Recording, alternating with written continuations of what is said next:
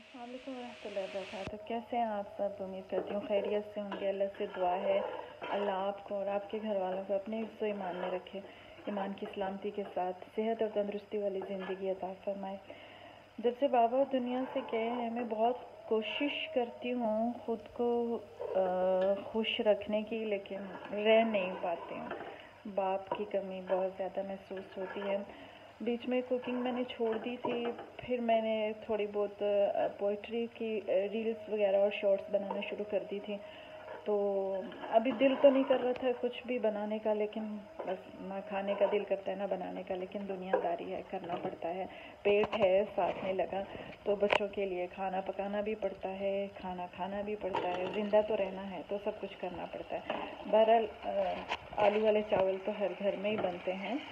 कोई ख़ास डिश तो नहीं है, लेकिन बस ऐसे ही अपने दिल को हल्का करने के लिए वीडियो बनाने का दिल चाहा तो छोटा सा क्लिप बनाकर डाल देना चाह रही थी।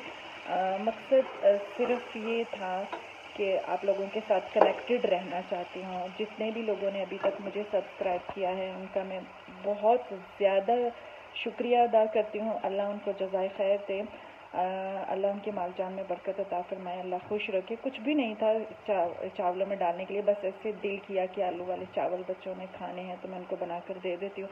जो कुछ भी था वो उसमें शामिल कर दिया, जो भी चीज़ें थी।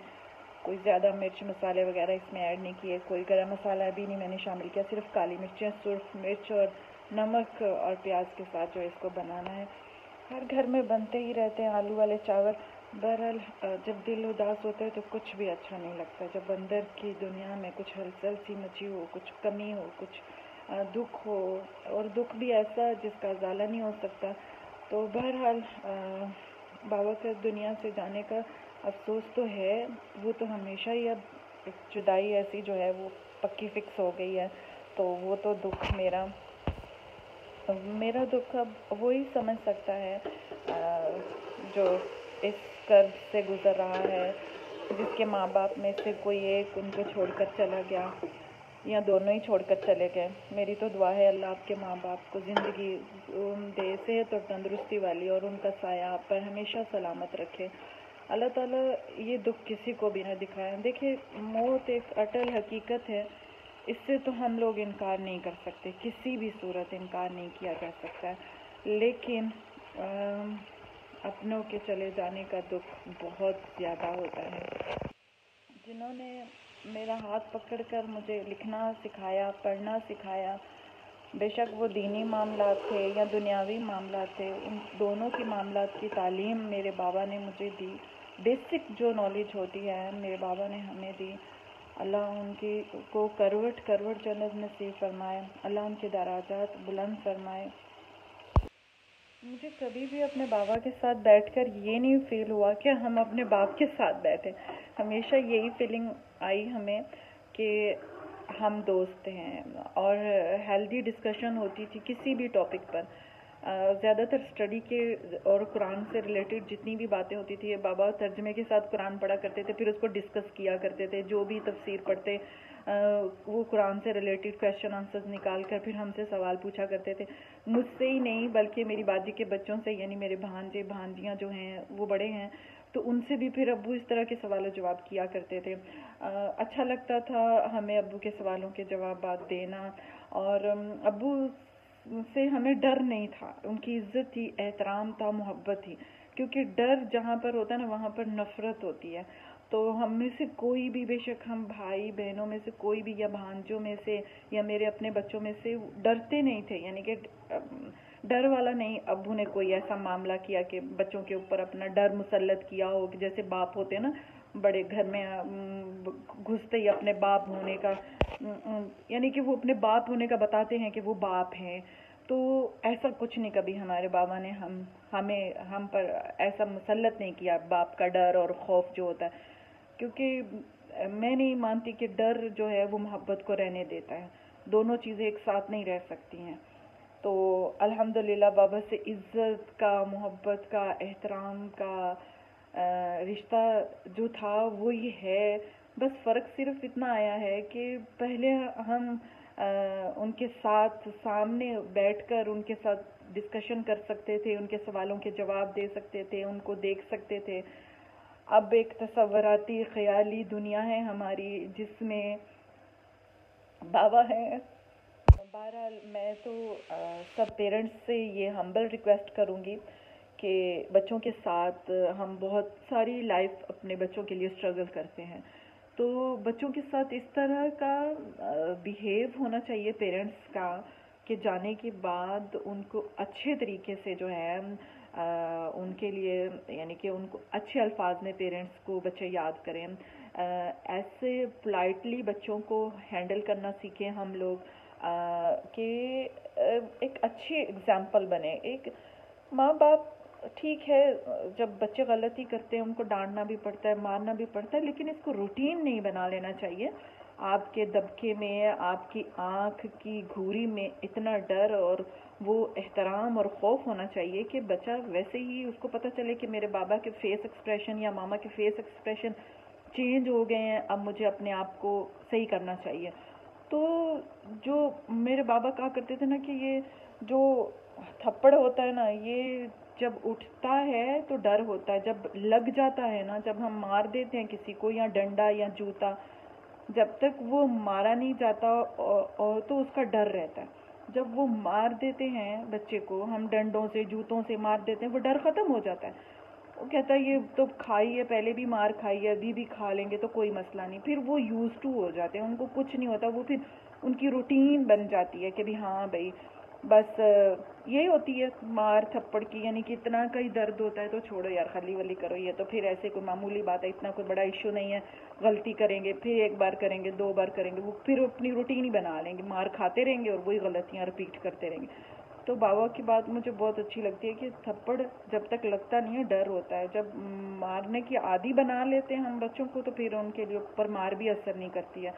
تو اچھے پیرنٹس جو ہوتے ہیں ان کی زبان میں ہی اثر ہونا چاہیے، یعنی کہ آپ سے بڑھ کر پھر جوتا اور مکہ اور ڈنڈا ہو گیا کہ آپ سے بڑھ کر زیادہ وہ ویلیو رکھنے لگ جائیں گے کہ بھی ہاں باپ کا ڈر نہیں ہے، باپ کی عزت نہیں ہے، باپ کا احترام نہیں ہے، جوتے کا ڈر ہے۔ تو جو سکسیسفل پیرنٹس ہیں جو ایک اچھی فیملی کو لے کر لیڈ کرتے ہیں، آگے چلتے ہیں، کامیاب ہوتے ہیں، وہ ایسے ہی پیرنٹس ہوتے ہیں جو فرینڈلی ہوتے ہیں بچوں کے ساتھ، ان کا بیہیو اتنا پولائٹلی ہوتا ہے، وہ ہر چیزوں کو اتنی سافٹلی ہینڈل کرتے ہیں کہ کبھی بھی اوور ری ایکٹ نہیں کرتے کسی کی چیز کے اوپر۔ چھوٹے بچے ہیں تو وہ شرارتیں بھی کرتے ہیں، سب کچھ ہوتا ہے، لیکن پیرنٹس میں اور بچوں میں پھر کیا فرق رہ جائے گا اگر بچے بھی ایک غلطی کر رہے ہیں اور پیرنٹس اس سے بھی بڑی غلطی کر لیں کہ بچوں کے ساتھ اتنا مس بیہیو کریں کہ بچے ماں باپ سے بدظن ہو جائیں۔ دنیا بہت ہی ٹیمپریری ہے، اس میں بہت عارضی ہم لوگوں کا ٹھکانہ ہے، ہم سبق پڑھا کر تھکے ہوئے ہیں، یہ سارے ہم سب بہت اچھی طرح سے جانتے ہیں، پتہ نہیں کتنے بڑے بڑے لیکچر سنتے ہیں، سناتے ہیں، لیکن کوئی بھی اثر نہیں ہوتا ہمارے اوپر۔ پریکٹیکل لائف میں ہم بالکل ٹوٹلی ڈفرینٹ ہو جاتے ہیں، یعنی کہ اب ہم بابا کے جانے کے بعد جو بھی ہماری ڈسکشن بہن بھائیوں کی ہوتی ہے، ہم بابا کی ساری اچھی باتیں ہیں، انہی باتوں کو لے کر ہم ہنستے بھی ہیں اور روتے بھی ہیں۔